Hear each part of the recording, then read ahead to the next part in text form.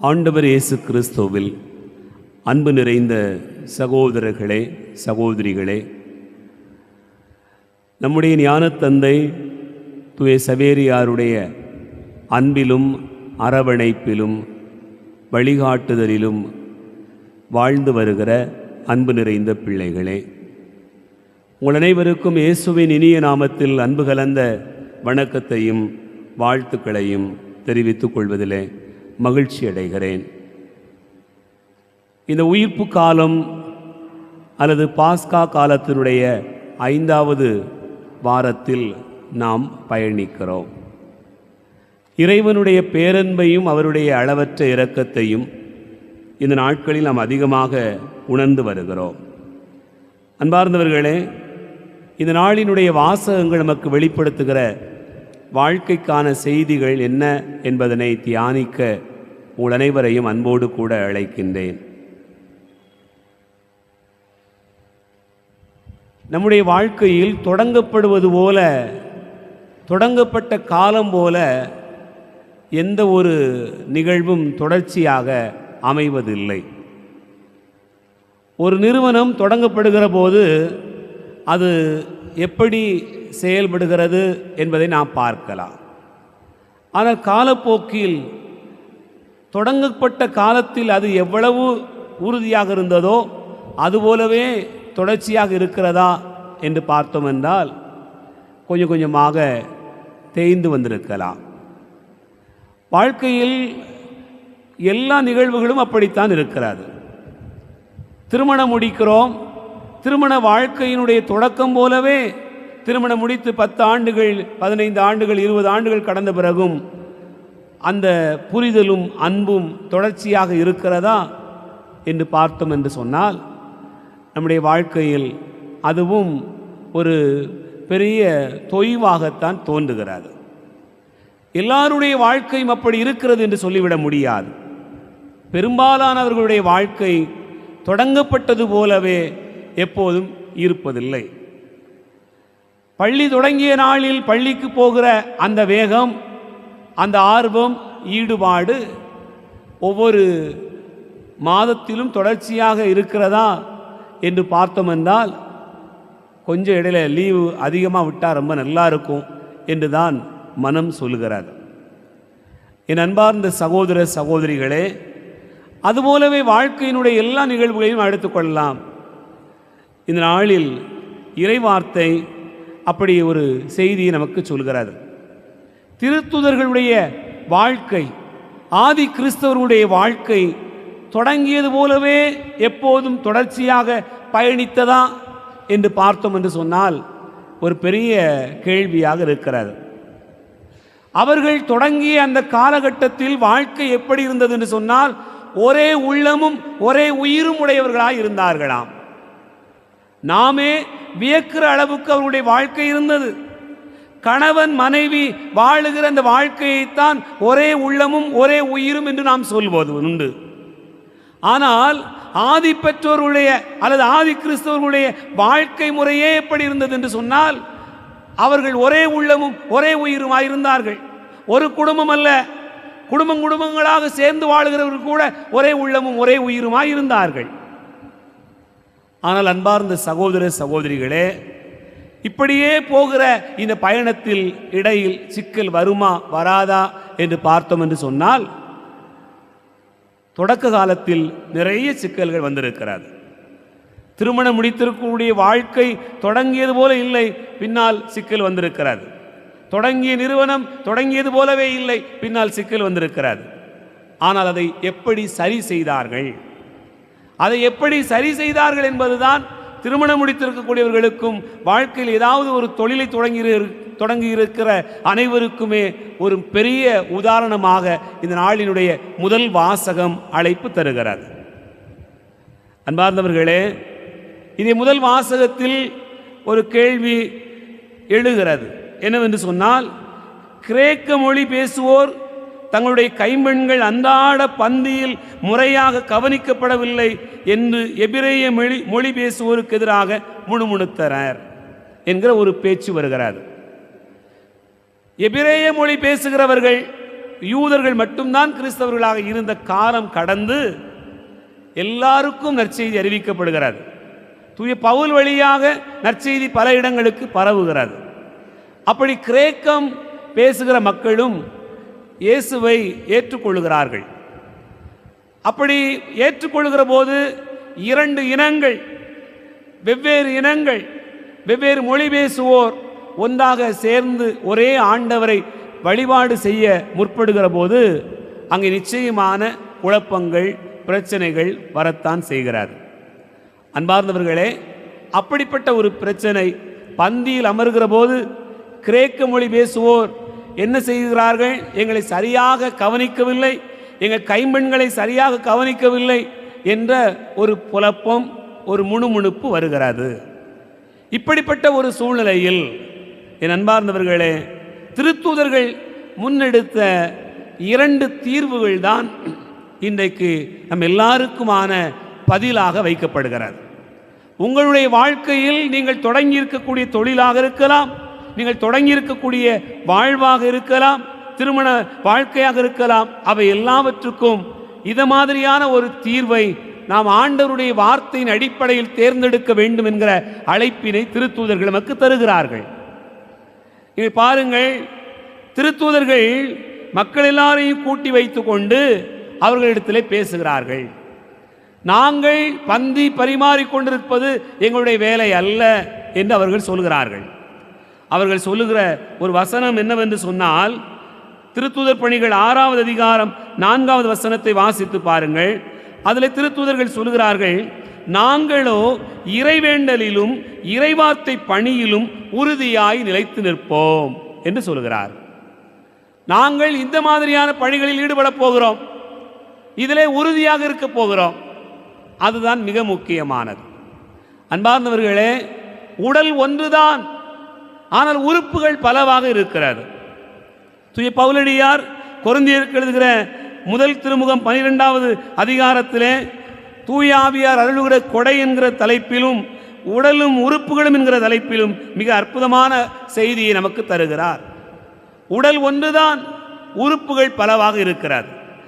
ஆனால் ஒவ்வொரு உறுப்பும் அதனதன் பணிகளை செய்தால்தான் அந்த உடல் செயலாற்ற முடியும்.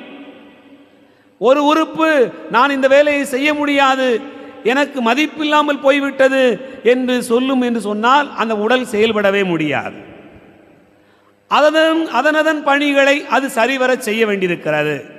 கை செய்கிற வேலையை, பணியை கால்கள் செய்திட முடியாது. கண்கள் செய்கிற வேலையை வாய் செய்திட முடியாது. ஒவ்வொன்றுக்கும் ஒரு பணி கொடுக்கப்பட்டிருக்கிறது. அந்த பணியில் அது நிலைத்து நின்றால்தான் உறுப்பு, அந்த உடல் செயலாற்ற முடியும்.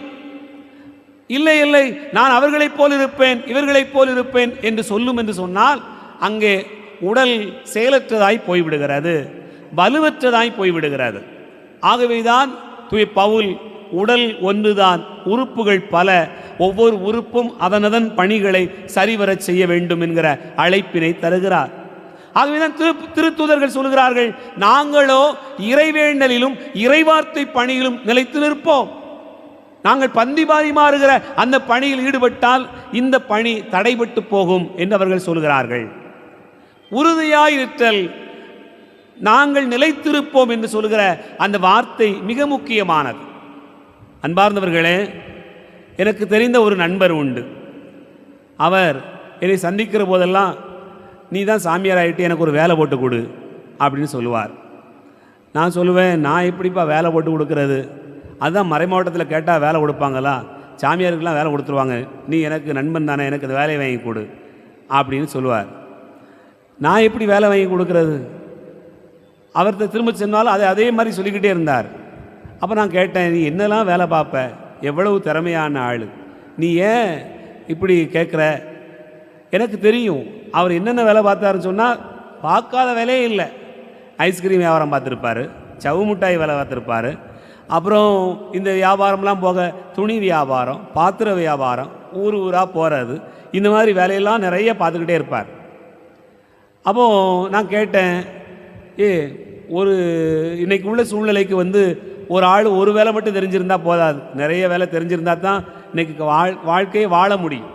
ஆனால் அவன் எப்படின்னு சொன்னால், இந்த வேலையை தொடங்குவான், நடக்கும், நடந்துக்கிட்டே போகும்.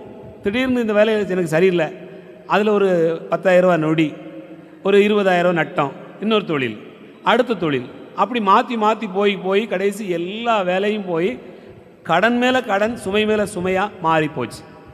இப்போது அவனை பார்த்து கேட்டா, நீ ஏன் அப்படின்னு சொன்னால், இல்லை இல்லை எந்த வேலையுமே நல்லா நிரந்தரமாக இருக்க மாட்டேங்குது. அன்பார்ந்த சகோதர சகோதரிகளே, நிலைத்திருத்தல் என்பது ஒன்றில் முழுமையாக இருத்தல். அது இல்லை, அது இல்லாத இடத்தில், அந்த அர்ப்பணம் இல்லாத இடத்தில் நிறைய தோல்வி வரும். அது நடக்கிறது. இது நிறைய பேருக்கு நடக்கும்.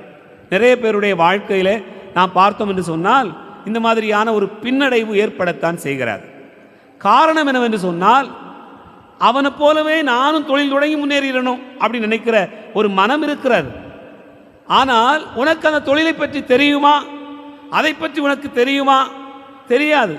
ஆனால் அவனை போல நானும் இதை செஞ்சு வெற்றி பெற்றுடலாம் என்று நினைக்கக்கூடிய அந்த சூழ்நிலை வேறாக இருக்கிறார். எனக்கு தெரிந்த ஒன்றில், எனக்கு கொடுக்கப்பட்டிருக்கக்கூடிய ஒன்றில் நான் ஆழமாக வேறொன்று இருத்தல் என்பதுதான் மிக முக்கியமானதாக இருக்கிறார். திருத்தூதர்கள் சொல்கிறார்கள், எங்களுக்கு தெரிந்ததெல்லாம் ஆண்டவருடைய வார்த்தையை அறிவிப்பது, நாங்கள் இறைவேண்டல் நிலைத்திருப்பது, அதில் உறுதியாக இருப்போம். உடல் ஒன்றுதான், ஆனால் உறுப்புகள் பலவாக இருந்தாலும் ஒவ்வொரு உறுப்பும் அதனதன் பணியை செய்ய வேண்டும் என்று நினைத்து கொண்டு திருத்தூதர்கள் உறுதியாக இருந்தார்கள். எனக்கு கொடுக்கப்பட்டிருக்கக்கூடிய பணி அது உயர்ந்ததா, சிறந்ததா, தாழ்ந்ததா தெரியவில்லை, ஆனால் அதிலே நாங்கள் நிலை பெற்றிருப்போம் என்று ஒரு முடிவெடுக்கிறார்கள். என் அன்பார்ந்த சகோதர சகோதரிகளே, திருமண வாழ்க்கை சிறப்பாக அமைய வேண்டும் என்று சொன்னால் நாமும் பல நேரங்களில் இப்படி முடிவெடுக்கணும். எனக்கு கொடுக்கப்பட்டிருக்கக்கூடிய கணவர் இவர்தான், எனக்கு கொடுக்கப்பட்டிருக்கக்கூடிய மனைவி இவள்தான், வாழ்க்கையினுடைய உயர்வோ தாழ்வோ இவரோடு தான் இவளோடு தான் வாழப்போகிறேன் என்கிற முடிவில் நான் உறுதியாக இருக்க வேண்டும். இல்லை, நான் அங்கே பார்க்கும்போது அவங்கள பார்க்கும்போது இது சிறப்பாக இருந்தது, அது சிறப்பாக இருந்தது, அங்கே போயிடலாம், அவங்கள அதுபோல் வாழ்ந்துடலாம், அதனால் இவளை விட்டுடலாம், இவரை விட்டுடலாம் என்று நினைப்பது அல்ல. கொடுக்கப்பட்டிருக்கக்கூடிய வாழ்க்கையில் நாம் உறுதியாக இருத்தல்.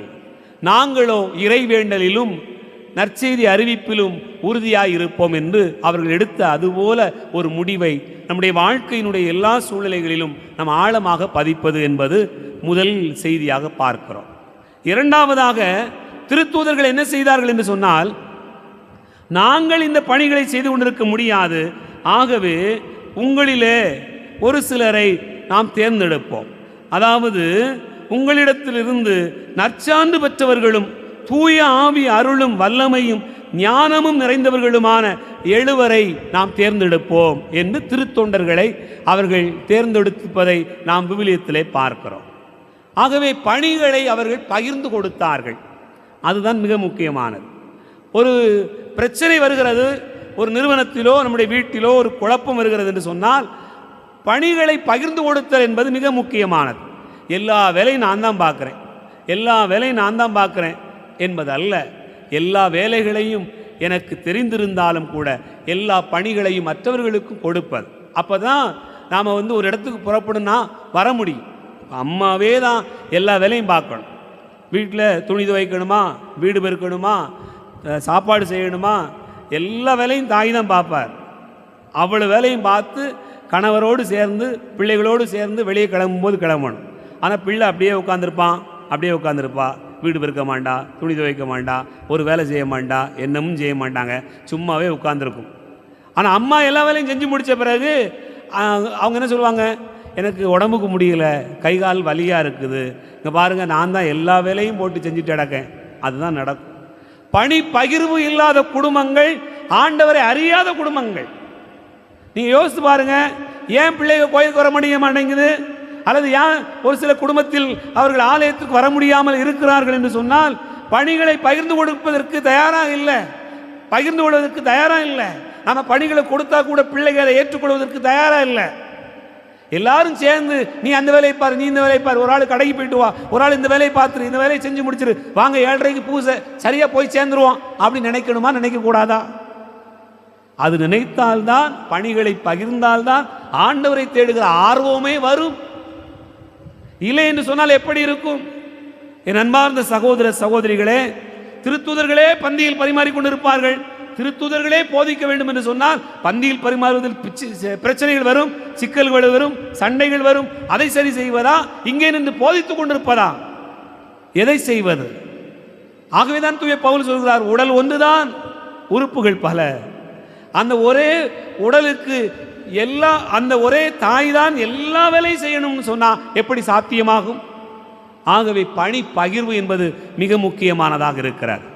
நீங்கள் பழைய ஏற்பாட்டிலே இதை ஒத்த ஒரு நிகழ்ச்சியை பார்க்கலாம். விடுதலை பயண புத்தகம் 16வது அதிகாரத்தை எடுத்துக்கொள்ளுங்கள். அதில் மிக அழகான ஒரு செய்தியை நாம் வாசிக்க கேட்கிறோம். மோயிசனுடைய மாமனார் மோயிசனுக்கு ஒரு ஆலோசனை சொல்லுகிறார். என்ன ஆலோசனை? மோயிசன் எல்லாருக்கும் நீதி வழங்கி கொண்டிருக்கிறார். ஒரு பெரிய கூட்டமே அங்கே நிற்குது. அதை பார்க்குறாரு மோயிசனுடைய மாமனார். என்னப்பா இவ்வளோ பெரிய கூட்டம் நிற்குது அப்படின்னு கேட்டால் மோயிசன் சொல்கிறாரு, அவங்களுக்குள்ள பிரச்சனை வரும், அதை தீர்த்து வைக்கிறது நான் தான். நான் என்ன செய்ய, ஒருத்தரையாக பார்த்து நின்று சரி பண்ணி விடுறதுக்கு இவ்வளோ நேரம் ஆகிருது என்று அவர் சொல்கிறார். அப்போது மோயிசனுடைய மாமனார் இத்திரோ மிக அழகாக அவருக்கு சொல்கிற பதில் என்னவென்று சொன்னால், இதை மட்டும் நீ செஞ்சுக்கிட்டு இருந்தன்னு சொன்னால் நீயும் சோர்ந்து போவ, மக்களும் வெறுப்படைஞ்சிருவாங்க. ஏன் உங்களில் ஆற்றல் வாய்ந்த திறமை வாய்ந்த மனிதர்கள் இல்லையா? அவர்களில் சிலரை தேர்ந்தெடுங்கள். அவர்கள் எப்படிப்பட்டவர்களாக இருக்க வேண்டுமா? அவரே குறிப்பிடுகிறார். நீ பாருங்கள், விடுதலை பயண புத்தகம் 18வது அதிகாரம் 21வது வசனத்திலே அவர் சொல்லுகிறார், மக்கள் அனைவரிலும் திறமையும் இறையச்சமும் நாணயமும் கொண்டு கையூட்டை வெறுக்கும் பண்பாளரை கண்டுபிடியும். அவர்களில் சிலரை 1000 100 50 10 என்று குழுக்களாக பிரித்து அவர்களை தலைவர்களாக நியமனம் செய்யும் என்று சொல்கிறார். அப்படித்தான் மோசே தன்னுடைய அதிகாரத்தை பகிர்ந்து கொடுக்கிறார். அவங்க எல்லார் மேலும் ஆண்டவருடைய ஆவி பொழியப்படுகிறார். என் அன்பு பிள்ளைகளே, பணி பகிர்வு என்பதை இங்கே திருத்தூதர்கள் செய்வதை அன்று மோசேயே செய்து வைத்தார். அப்படி பகிர்ந்து கொண்ட போதுதான் அவர்கள் ஆண்டவரை அறிவிக்க துணிந்தார்கள். நீ பாருங்க, இன்னைக்கு திருத்தூதர் பணிகள் 6வது அதிகாரத்திலே கடைசி வசனம் ரொம்ப அற்புதமான ஒரு வசனத்தை சொல்கிறது. 7வது வசனத்தை வாசிங்க. திருத்தூதர் பணிகள் 6வது அதிகாரம் 7வது வசனம். கடவுளுடைய வார்த்தை மேன்மேலும் பரவி வந்தது, சீடர்களின் எண்ணிக்கை எருசலேம் நகரில் மிகுதியாய் பெருகிக் கொண்டிருந்தது, குருக்களுள் பெருங்கூட்டத்தினரும் இறைவார்த்தைக்கு கீழ்ப்படிந்து நம்பிக்கை கொண்டனர் என்று சொல்லப்பட்டிருக்கிறார். அன்பார்ந்தவர்களே, அவங்களுக்குள்ள பிரச்சனை வந்த உடனே எல்லாம் முடிஞ்சு போகும்னு நினச்சிருந்திருக்கலாம். அவ்வளோதான், இவ்வளோ நாளும் அப்படியே தேனிலவு போல வாழ்க்கை இருந்தது, இப்போ சண்டை வந்துடுச்சு, அதனால் பிரிஞ்சிருவாங்க அப்படிங்கிறது போல இருந்தது. ஆனால் திருத்தூதர்கள் வலிமையாக வார்த்தை அறிவித்தார்கள். நிறைய பேர் மனமாற்றம் அடைந்தார்கள். காரணம் இதுதான், ஒவ்வொருத்தருக்கும் கொடுக்கப்பட்டிருக்கக்கூடிய பணியில் அவர்கள் உறுதியாக இருந்தார்கள். நம்ம குடும்பத்திலையும் நீங்கள் செழிப்பாக நிறைவாக இருக்கணும்னு சொன்னால் ஒவ்வொருத்தரும் அவங்கவங்க பணியை செய்யணும். இது அவ வேலை, இது அவர் வேலை, இது அவ வேலை அப்படின்னு சொல்லி ஒதுங்கி இருப்பதல்ல. அப்படி ஒதுங்கி இருந்தால் கோயிலுக்கு வந்தாலும் அது சாமியார் வேலை, நம்ம வேலை கிடையாது. அது அன்பியமாக அது அவங்க வேலை. அது வேலை இல்லாதவங்க அன்பியை கொடுத்து போவாங்க, நாம் எப்படி போக முடியும்? அப்படிங்கிற ஒரு நினைப்பு தான் வருமே தவிர பங்கேற்பு என்பது இல்லாமல் போகும். என் அன்பு பிள்ளைகளே, இறைவார்த்தை நமக்கு அழைப்பு தருகிறது. நமக்கு கொடுக்கப்பட்டிருக்கக்கூடிய பணிகளில் நாம் வேரூன்றி இருக்க வேண்டும். நமக்கு கொடுக்கப்பட்டிருக்கக்கூடிய அழைப்பில் நாம் உறுதியாக இருக்க வேண்டும் என்கிற அழைப்பை தருகிறது. நாம் சிந்தித்து பார்ப்போம். இறையருளுக்காக மன்றாடுவோம். ஆமென்.